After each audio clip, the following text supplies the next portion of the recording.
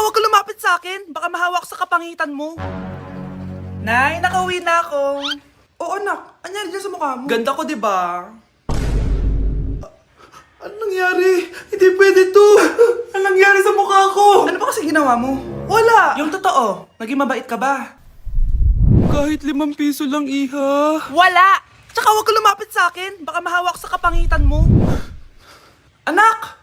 Saan pupunta yun? Nasaan na yung pangit na yun? Manda ka sa akin. Hoy! Ano ginawa mo sa akin, ha?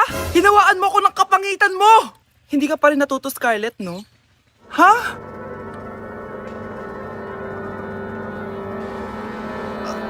Nay? O ano? Naniniwala ka na ba sa karma, Scarlett? Ayan na nakukuha mo sa mga panlalait mo. Nay, sorry na! Alisin mo na to nasa mukha ko! Sige, next year. Paano na ako magkakajowa neto?